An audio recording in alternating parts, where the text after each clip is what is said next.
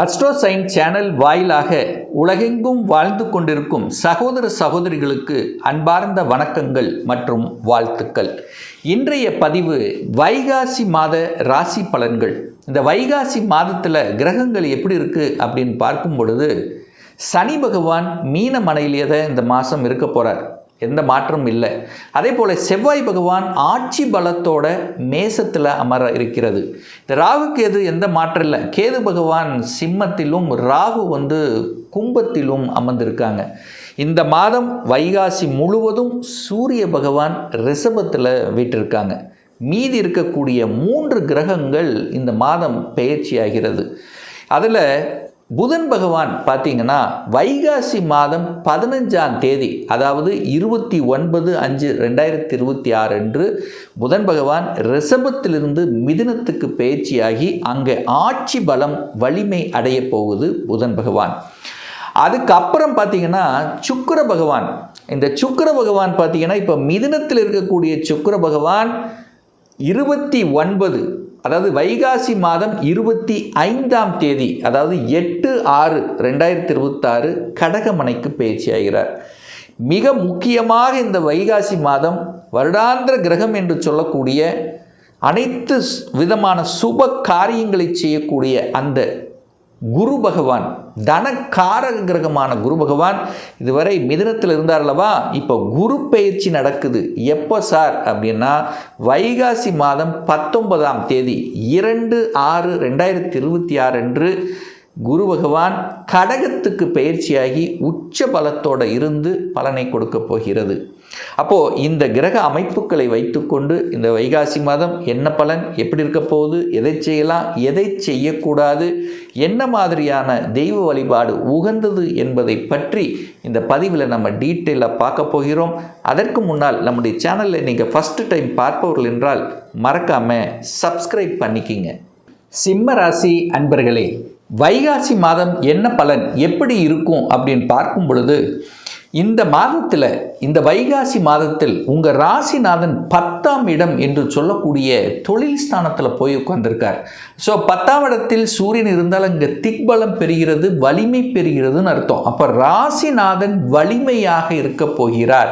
யாரோட சேர்ந்திருக்கார்? புதனோட சேர்ந்திருக்கார். புதனுங்கிறது யாரு? 2க்குரியவன், தனம், குடும்பம், வாக்குஸ்தானத்தின் அதிபதி. அதே சமயத்தில் லாபத்தை தரக்கூடியவனோட உங்கள் ராசிநாதன் இணைகிறது. அப்போ நல்லா இருக்குமா இல்லையா? மனசு நல்லா இருக்கும், எண்ணம் நன்றாக இருக்கும். ஆனால் நெகட்டிவ் விஷயத்துக்குள்ளே மட்டும் போயிடக்கூடாது. நெகட்டிவ் விஷயம் என்ன சார்? 6க்குரியவன் 8ல் போய் உட்கார்ந்துருக்கார். அப்போ சனி பகவான் போய் 8ல் உட்கார்ந்துருக்கு. அப்போ சிம்மராசி என்பவர்களுக்கு அஷ்டம சனி நடந்துட்டு இருக்கு. அப்போ நெகட்டிவ் விஷயத்துக்குள்ளே மட்டும் போயிடக்கூடாது. பட் இந்த மாதம் பார்த்தீங்கன்னா தன்னம்பிக்கை கொடுக்கக்கூடிய மாதம். ஏன்னா தன்னம்பிக்கைக்கு காரக கிரகமே சூரியன் தான், உங்கள் ராசி அதிபதி தான், 10ஆம் இடத்துல உட்கார்ந்துருக்கார். அப்போது எழுச்சியை கொடுக்கும், பார்த்துக்கலாம் என்கின்ற என்ன உணர்வுகளை கொடுக்கும், எதையும் பார்க்கலாம் அப்படிங்கிற ஒரு தைரிய வீரியத்தை கொடுக்கும். ஒரே விஷயம், அஷ்டம சனி நடக்கிறதுனால நெகட்டிவ் விஷயத்துக்குள்ளே மட்டும் போயிடக்கூடாது. தனாதிபதி, குடும்பாதிபதி, வாக்காதிபதி என்று சொல்லக்கூடிய புதன் பகவான் பார்த்தீங்கன்னா இந்த வைகாசி மாதம் 15ஆம் தேதி 11ஆம் இடம் என்று சொல்லக்கூடிய லாபஸ்தானத்தில் போய் அமர்ந்து கொண்டு ஆட்சி பலத்தோட வலிமையாக இருக்க போகிறார். அப்போ 2ஆம் அதிபதி வலிமை பெறுகின்ற ஒரு அற்புதமான ஒரு மாதம். அப்போ பொருளாதார வளர்ச்சியை கொடுக்கும், பணத்தில் இருந்து வந்த கஷ்டங்கள் தீர்க்கக்கூடிய அமைப்பில் இருக்குது. ஆனால் குடும்பத்தில் மட்டும், ஏன்னா சனி பார்க்குறார், 8ஆம் இடத்திலிருந்து சனி பார்க்கறதுனால பணத்தை கையாளுகின்ற விஷயத்தில் கவனமாக இருக்கணும், பேச்சு விஷயத்திலும் கவனமாக இருக்கணும். அதே சமயத்தில் பார்த்தீங்கன்னா அந்த 2ஆம் இடம் என்பது வாக்கு. இந்த வாக்கு விஷயத்தில் எதை வாக்கு கொடுக்கணுமோ அதை மட்டும் கொடுத்து விட்டு இருந்து விட்டால் போதும். நீங்கள் நல்லதையே சொன்னாலும் எதையாவது குறை சொல்லுகின்ற அமைப்பு அல்லது ஏதாவது ஒன்று பண்ணி உங்கள் மனசை டெம்ட் ஆக்கக்கூடிய ஒரு வழியை கொடுக்கக்கூடிய அமைப்பு இருக்கின்ற காரணத்தால் இந்த விஷயத்தில் கவனமாக இருக்கணும்.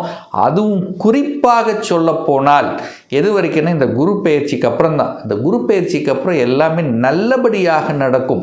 குடும்பத்தில் இருந்து வந்த பிரச்சனைகள், அழுத்தம், பிரஷர், கணவன் மனைக்குள்ளே இருந்து வந்த கருத்து வேறுபாடு குறைபாடுகள், தனம் சார்ந்த விஷயத்தில் இருந்து வந்த பணம் எங்கேயோ ஒரு இடத்துல போய் சிக்கிருச்சு, ரிட்டர்ன் வர மாட்டேங்குது. ஸோ அந்த பணத்தை பற்றிய என்ன கவலைகள் எல்லாம் நீங்கக்கூடிய விதத்தில் இருக்கிறது. சார் எப்போ சார் குரு பயிற்சி? இந்த ஜூன் மாதம் 2ஆம் தேதி, அதாவது வைகாசி மாதம் 19ஆம் தேதி நடக்குது. சார் இதனால் என்ன சார் நமக்கு? குரு 12ஆம் இடத்துல விரயஸ்தானத்தில் வந்து அமர்ந்திருந்தாலும் அங்கிருந்து எங்கே போகிறார்? 8ஆம் இடத்தை பார்க்குறார். 8க்குரியவன் 12ல் போயிருக்கார். அப்போது என்னன்னா, திடீர் அதிர்ஷ்ட வாய்ப்புகள் இந்த சிம்மராசி என்பவர்களுக்கு நிச்சயமாக உருவாக்கும்.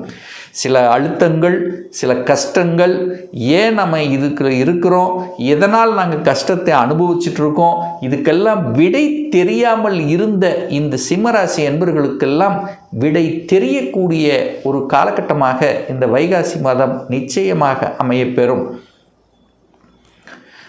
தைரிய வீரியத்தை கொடுக்கக்கூடியவன் யார்? 3ஆம் அதிபதி சுக்கிரன் 11ஆம் இடத்தில் உட்கார்ந்துருக்கார், லாபஸ்தானத்தில் இருக்கார்.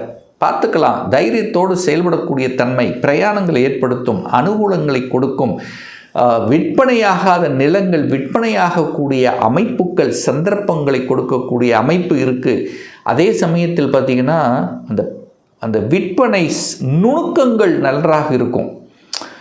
ஒரு மார்க்கெட்டிங் துறையில் இருக்கிறீங்க, ஒரு கன்சல்டன்சி துறையில் இருக்கிறீங்கன்னா எந்த இடத்தில் எதை பேசணுங்கிற அந்த அறிவார்ந்த மதிநுட்பம் நல்லா இருக்கக்கூடிய ஒரு காலகட்டம்.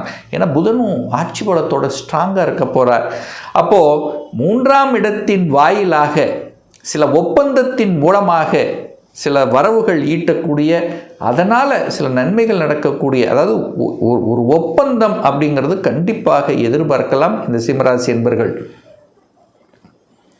இந்த வைகாசி மாதம் பார்த்தீங்கன்னா 4க்குரியவன் 9ஆம் இடத்துல பாக்யஸ்தானத்தில் ஆட்சி பலத்தோட ஸ்ட்ராங்காக இருக்கார். செவ்வாய் வலிமை பெறுகின்ற ஒரு மாதம். செவ்வாய் என்னாலே நிலக்காரகன், இடத்துக்கு காரக கிரகம் என்று சொல்லுவோம். செவ்வாய் அப்படின்னு சொன்னாலே பார்த்திங்கன்னா அதிகாரத்தை கொடுக்கக்கூடிய ஒரு கிரகம் அப்படின்னு சொல்லுவேன். செவ்வாய் என்னாலே மருத்துவம் சார்ந்த விஷயத்தில் தன்னை ஈடுபடுத்தி கொள்ளணும், அதுக்கான ப்ரிப்பேர் எடுத்துக்கணும், அதை எழுதணும் அப்படிங்கிற தன்மையும் நிறைய பேர்த்துக்கும் கண்டிப்பாக ஏற்படுத்தும். பட் அதிலையும் சக்ஸஸ் கொடுக்கக்கூடிய அமைப்பு இந்த காலகட்டம் உண்டு. அப்போது வீடு, வண்டி, வாகனம், அசையும் அசையா சொத்துக்கள் சார்ந்த, அதாவது சுகம் சார்ந்த விஷயத்தில் தன்னை ஈடுபடுத்தி கொள்ளக்கூடிய அமைப்புகள் இந்த காலகட்டம் பிரகாசமாக இருக்கிறது. அப்போது குரு என்கின்ற ஒரு சுப கிரகம் 4ஆம் இடத்தை பார்க்க போகிறார். ஆஃப்டர் குரு பயிற்சிக்கு அப்புறம் 4ஆம் இடத்திலிருந்து வந்த குறைபாடுகள் விலகப் போகிறது. தாய் சார்ந்த விஷயங்கள், தாயினுடைய ஹெல்த் சம்பந்தப்பட்ட விஷயங்கள் இதெல்லாமே சரி செய்யக்கூடிய அமைப்புகள், சந்தர்ப்பங்களை உருவாக்கும். ஒரு மாற்றம் என்பது உண்டு. வீடு மாற்றம், இடம் மாற்றம், ஊர் மாற்றம், இந்த மாதிரி மாற்றங்களை கொடுக்கக்கூடிய அமைப்புகளும் இந்த மாதம் எதிர்பார்க்கலாம் சிம்மராசி அன்பர்கள். 5ஆம் அதிபதி பூர்வ புண்ணியஸ்தானத்தின் அதிபதி, பஞ்சமஸ்தானத்தின் அதிபதி, காதல் ஸ்தானத்தின் அதிபதியாக இருக்கக்கூடிய குரு பகவான் உச்சபலமடைய போகிறார். இப்போ எங்கே இருக்கார்? 11ஆம் இடத்தில் உட்கார்ந்துருக்கார். லாபஸ்தானத்தில் அமர்ந்து கொண்டு 5ஆம் இடத்தை பார்க்கிறார். குழந்தைகளால் நன்மை, அனுகூலங்கள், ஆதாயங்கள், குழந்தை பாக்கியத்தில் இருந்து வந்த குறைபாடுகள் சரி செய்ய போகிறது. ஒரு சிலர் ட்ரீட்மெண்ட்டில் அந்த குழந்தை பாக்கியம் அடைவதற்குண்டான அந்த அத்தனை அம்சங்களும் இருக்கிறது. இதுவரைக்கும் மன கஷ்டம், விரயங்கள், குழந்தைகளால் தொந்தரவுகள், குழந்தை ஆசைகள் நிறைவேற்ற முடியல அப்படின்னு இருக்கக்கூடிய சிம்மராசி என்பவர்கள் எல்லாம் இப்போ குழந்தைகளினுடைய ஆசைகளை நிறைவேற்றிக் கொள்வதற்குண்டான அம்சங்கள், அதற்குண்டான சாத்தியக்கூறுகளை உருவாக்கும். கல்வி சார்ந்த விஷயங்கள், படிப்பு சம்பந்தப்பட்ட விஷயங்கள், ஆசைப்பட்ட விஷயங்கள் அடைவதற்குண்டான அமைப்புகள் இதெல்லாமே நல்லா இருக்குது. குழந்தைகளினுடைய படிப்பில் இனி கவனம் செலுத்தக்கூடிய அமைப்புங்கிறது உண்டு. 6ஆம் அதிபதி 8ல் போயிட்டார். 6க்குரியவன் 8ல். சிம்மராசி ஒன்பர்கள் ஒரு கவனத்தில் கொள்ள வேண்டிய ஒரு விஷயம் என்னென்னா, 6க்குரியவன் 8ல் போயிருக்கார். அப்போ 6ங்கிறது கடன், நோய், எதிர்ப்பு, பகை, வம்பு, வழக்கு. அவர் போய் 8ல் இருக்கிறனால வளர்க்கப்படுகிறது. அப்போ கடன் தன்னுடைய கெப்பாசிட்டிக்கு மேலே போகக்கூடாது. அப்போ கடன் வளர்க்குற அப்படின்னு சொல்கிறதுனால நான் என்ன சொல்ல வரேன்? கடன் கெப்பாசிட்டிக்கு மேலே போகக்கூடாது. 1. 2வது ஹெல்த் விஷயத்தில் அக்கறை எடுத்துக்கணும். 6க்குரியவன் 8ஆம் இடத்துல இருக்கார். அப்போது ஹெல்த்தில் கேர் எடுக்கணும், சரியான உணவு கட்டுப்பாடு, உடற்பயிற்சி, ஏதாவது ஒரு விதத்தில் உபத்திரம் இருக்கின்றவர்கள் அதை கேர் எடுத்துக்கணும் அப்படிங்கிறத மைண்டில் வச்சுக்கோங்க. எதிர்ப்பு கண்டிப்பாக போகக்கூடாது. வம்பு வழக்கு நோ, டோட்டல் அறவே கூடாது. ஒரு கோர்ட்டு கேஸுக்கு போனீங்கன்னா இழுத்தடித்து கொண்டு இருக்கும், உங்களுக்கு விடை கிடைக்காது. அப்போது நோ நெகட்டிவ் தாட்ஸ், நோ எதிர்மறை எண்ணங்கள். அந்த எதிர்மறை நெகட்டிவ் தாட்ஸ் அப்படின்னு, அதாவது உங்கள் ஆள் மனசில் சொல்லும் பாருங்கள், இது ஆகாது, இது நடக்காது, இதுக்குள்ளே போகக்கூடாது, போனால் நமக்கு பிரச்சனை என்று உங்கள் உள்ளுக்குள்ளே இருக்கக்கூடிய மனது என்ன சொல்கிறதோ அதன் பிரகாரம் நீங்கள் நடந்து கொண்டீங்கன்னா நிச்சயமாக தப்பிச்சுக்குவீங்க, நல்லா இருக்க போகிறீங்க அப்படின்னு சொல்லலாம். திருமணஸ்தானத்தில் 7ஆம் இடம் என்று சொல்லக்கூடிய திருமணஸ்தானத்தில் ராகு என்கின்ற ஒரு சர்ப்ப கிரகம் உட்கார்ந்துருக்கு. அப்போது கணவன் அல்லது மனைவி ஸ்தானத்தை குறிக்கக்கூடிய இடத்தில் ஒரு பாம்பு கிரகம் உட்கார்ந்துருக்கிறதுனால, பாம்புங்கிறது ஒரு விஷத்தன்மை கொண்ட ஒரு கிரகம், ஒரு பாவ கிரகம், பாம்பு கொத்தக்கூடிய தன்மை இருக்கிறது. அதனால் கணவன் மனைவிக்குள்ள இந்த ஈகோ கிளாஸு, அதிகார தன்மைகள் இதெல்லாம் கூடவே கூடாது. ஒருவருக்கு ஒருவர் விட்டு கொடுக்க போகணும். தன்னுடைய கணவர், தன்னுடைய மனைவி அப்படிங்கிற அந்த பொதுநலத்தன்மை, அந்த உணர்வு கண்டிப்பாக இந்த சிம்மராசி என்பர்கள் வளர்த்து கொள்ள வேண்டும். இல்லைன்னா என்னாகும், எதையோ நினச்சிக்கிட்டு வருத்தப்பட்டு கொண்டு இருக்கக்கூடிய அமைப்புகளை உருவாக்கிறோம். ஏன்னா உங்களுக்கு அஷ்டம சனி நடந்து கொண்டிருக்கிறது என்பதை நினைவுபடுத்துகிறேன். பாக்யாதிபதி ஆட்சி பலத்தோட ஸ்ட்ராங்காக இருக்கார். பாக்கியங்கள் கிடைக்கணும்ல, அப்போது கண்டிப்பாக இந்த பாக்கியத்தை நோக்கி செல்லக்கூடிய உங்கள் முயற்சிகள் பலிதமாகும். அதாவது பாக்கியம்னா என்ன பாக்கியம்? குழந்தை பாக்கியம் இல்லாதவர்களுக்கு குழந்தை பாக்கியம் கொடுக்கறது, வேலை இல்லாதவர்களுக்கு ஒரு நல்ல வேலை கிடைச்சு அமைத்து கொடுப்பது, நினச்ச ஆசைப்பட்ட விஷயத்தை அடைவது, இதெல்லாம் ஒரு பாக்கியம் அப்படின்னு சொல்லுவோம். தகப்பன் மூலமாக நல்லவைகள் நடக்கக்கூடிய அமைப்பு. 9 அப்படின்னாலே தகப்பனை குறிக்கும். தகப்பனு கார கிரகம் சூரியன் 10ல் இருக்கார். அப்போ தகப்பன் மூலமாக ஏதாவது ஒரு அனுகூலம், ஆதாயம் கண்டிப்பாக உங்களுக்கு ஏற்படுத்தும். தகப்பன் நன்றாக பார்த்து கொள்வதும் சிறப்பு. குரு பெயர்ச்சிக்கு அப்புறம் குரு 12ஆம் இடத்துல அமர போகிறார். அப்போ குரு 12ல் அமர்ந்த என்னென்ன சார் நன்மை என்ன? இந்த வெளியூர், வெளி மாநிலம், அந்நிய தேசம், வெளிநாட்டுக்கு போய் வேலை பார்க்கக்கூடிய அமைப்பு, ஒரு இடமாற்றம், அதாவது ஊரை விட்டு வெளியே நகர்வது, இது எல்லாமே சாத்தியமாகும். இதுவரைக்கும் நடக்கலை, ஒரு டிரான்ஸ்ஃபர் கிடைக்கல என்கின்ற இருக்கக்கூடிய சிம்மத்துக்கெல்லாம் நல்லவைகள் நடக்கக்கூடிய அமைப்பு. அப்போ நல்ல செய்திகளை கொடுக்கக்கூடிய, திடீர் அதிர்ஷ்டத்தை கொடுக்கக்கூடிய ஒரு அற்புதமான ஒரு காலகட்டமாக இந்த வைகாசி மாதம் அமையப் பெறுகிறது சிம்மராசி அன்பர்களுக்கு. இன்னும் ஒரு துல்லிய பலன் உங்களை பற்றி தெரிஞ்சுக்கணும், டீட்டெயிலாக தெரிஞ்சுக்கணும். 2026 எப்படி இருக்க போகுது? தொழிலா வேலையா? தொழில்னா எப்போ அமையும்? அதுக்கான விதி கொடுப்பினை உண்டா இல்லையா? வேலையாக இருந்தால் எப்போ நமக்கு ப்ரமோஷன், இடமாற்றம் நிகழும்? +2 ரிசல்ட் வந்துருச்சு. என்ன கோர்ஸ் படிக்கக்கூடிய கொடுப்பினை உங்கள் ஜாதகத்தில் இருக்குது? எந்த கோர்ஸ் படித்தா நம்முடைய ஃப்யூச்சர் நன்றாக இருக்கும்? திருமணம் தடைப்பட்டு கொண்டே இருக்கிறது, எப்போ தான் திருமணம் நடக்கும்? குழந்தை பாக்கியம் எப்போ கிடைக்கும்? எப்போ நான் வீடு கட்டுவேன்? இது போன்ற கேள்விகளுக்கு துல்லியமான பதிலை நம்மால் கூற முடியும். ஒரு பர்சனல் கன்சல்டேஷன் எடுத்துக்கணும், ஒரு சுய ஜாதகம் பார்க்கணும் என்று விருப்பப்படக்கூடிய அன்பர்கள் டிஸ்பிளே தெரியக்கூடிய நம்பருக்கு வாட்ஸ்அப் மூலியமாகவோ ஃபோன் கால் மூலியமாகவோ தொடர்பு கொண்டு அப்பாயின்மெண்ட் பெற்றுக்கொண்டு நேரடியாகவோ அல்லது ஆன்லைன் மூலமாகவோ கன்சல்டேஷன் எடுத்துக்கலாம்.